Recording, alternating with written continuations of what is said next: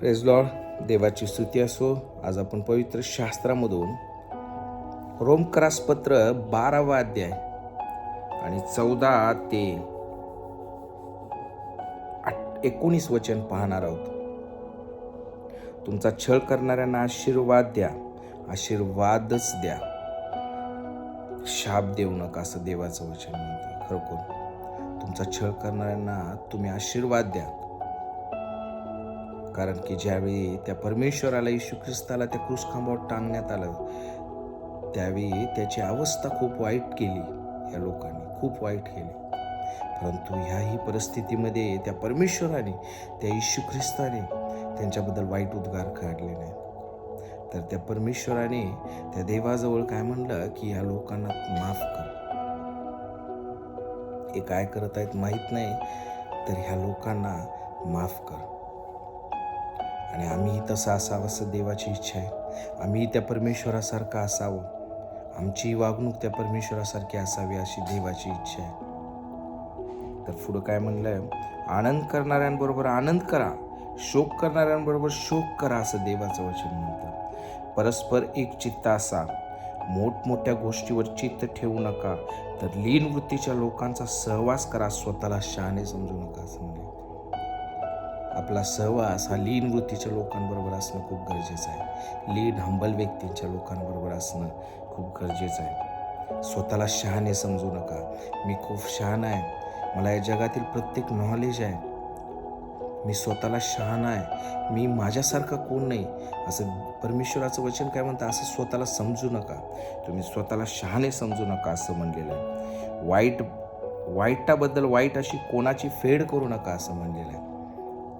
एखादा व्यक्ती आपल्याबद्दल वाईट वागतो, एखाद्या व्यक्ती आपल्याबरोबर वाईट चित्तो, म्हणून आम्हीही त्याच्याबद्दल वाईट विचार करू नका, असं म्हणलेलं आहे. त्याची वाईटाबद्दल वाईट अशी फेड करू नका, असं म्हणलेलं आहे. सर्व मनुष्याच्या दृष्टीने जे सात्विक ते करण्याकडे लक्ष ठेवा, असं देवाचं वचन म्हणते. शक्य तर सर्व माणसाबरोबर तुम्हाकडून होईल तितके शांतीने राहा, असं म्हणलेलं आहे. प्रत्येकाबरोबर आपण शांतीने राहणं खूप गरजेचं आहे. प्रत्येकावर, त्या प्रत्येक मनुष्यावर आपण प्रेम करणं, ज्या प्रकारे परमेश्वराने, येशू ख्रिस्ताने त्या मनुष्य मात्रावर प्रेम केलं, त्या मनुष्यावर ज्याला त्या परमेश्वराने निर्माण केलं, त्याच्यावर हातोनात त्यांनी प्रेम केलं. त्याच्यासाठी तो क्रूस खांबावर टांगला गेला, त्याच्यासाठी सर्व गोष्टी सहन केल्या, मरणाच्या दाढेमध्ये गेला. इतकं त्यांनी त्या मनुष्यासाठी सहन केलं, परंतु त्याच्या तोंडून त्या लोकांबद्दल वाईट उद्गार निघले नाहीत. तुम्ही तसं असावं असं देवाची इच्छा आहे. तुम्ही एकमेकाबरोबर शांतीने राहावं असं परमेश्वराची इच्छा आहे. कारण की परमेश्वर आपल्यावर इतकं प्रेम करतो, तर आपणही तसंच असावं. आपण इतर लोकांबरोबर तसंच राहावं. आपल्यामध्ये ख्रिस्त दिसावं असं देवाची इच्छा आहे.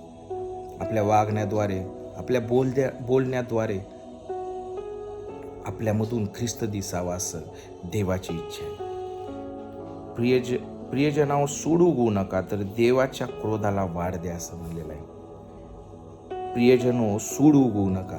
एखाद्याने माझ्याबद्दल वाईट वागलं, एखाद्याने माझ्याबद्दल वाईट विचार मनामध्ये आणले, एखाद्याने माझ्याबद्दल वाईट वागलं, तर मीही त्याच्याबद्दल वाईट वागवीन, मीही त्याचा सूड उगवीन. आज प्रत्येक माणसाच्या मनामध्ये अशी भावना आहे की मी त्याला सोडणार नाही,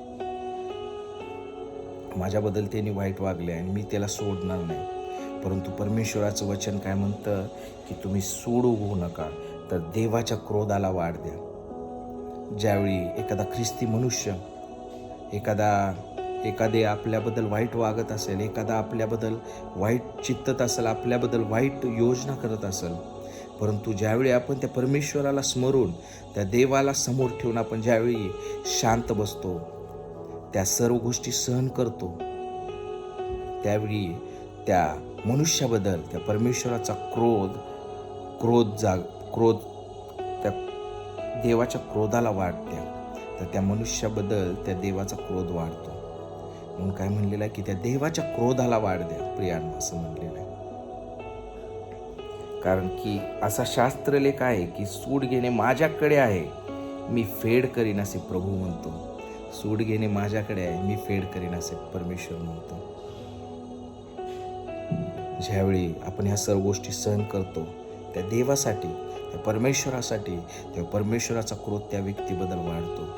त्यामुळं देवाचं वचन काय म्हणतं की देवाच्या क्रोधाला वाढ द्या. सूड घेणे माझ्याकडे आहे असं म्हणलेलं आहे देवाचं वचन. खरोखर प्रियानो, परमेश्वरा आपल्यावर अतोनात प्रेम करतो. आपणही त्या इतर मनुष्याबरोबर तसंच राहावं असं देवाची इच्छा आहे. प्रत्येकाबरोबर आपण प्रेमाने राहावं, प्रत्येकाबरोबर आपण शांतीने राहावं. परंतु आज या जगामध्ये आज परिस्थिती खूप वाईट आहे. प्रत्येक जण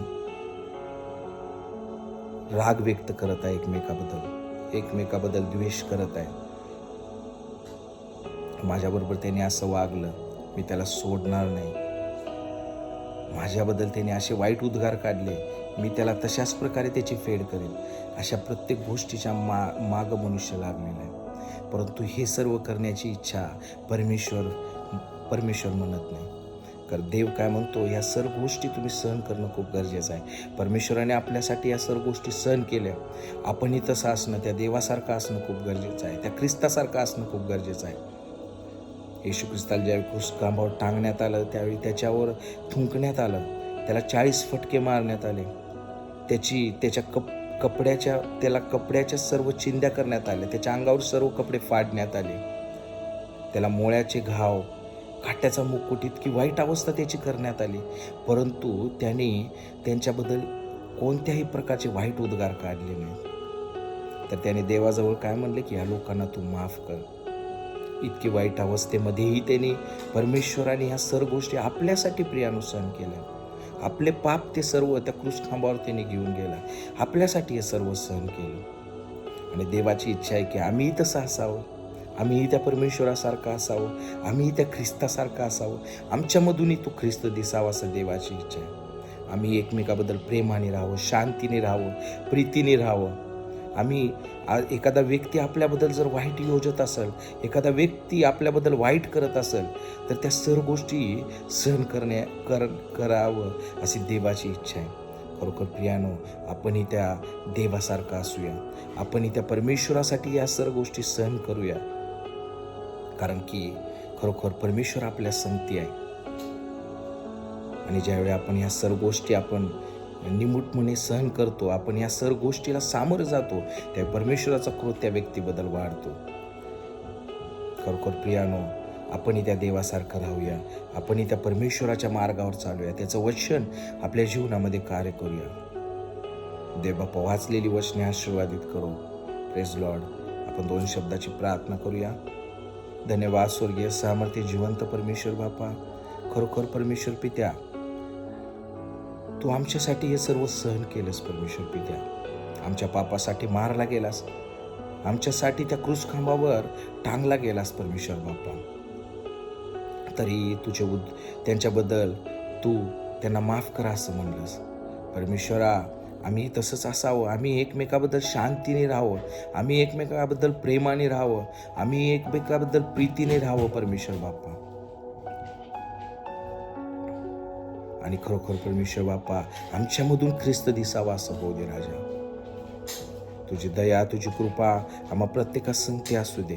जे कोण ऐकत असते त्या प्रत्येकासंगती परमेश्वर तुझी कृपा आणि दया असू दे. त्या प्रत्येकाला परमेश्वर पित्या तुझ्या हातात समर्पित करतो राजा. आणि तुझ्या नावी प्रार्थना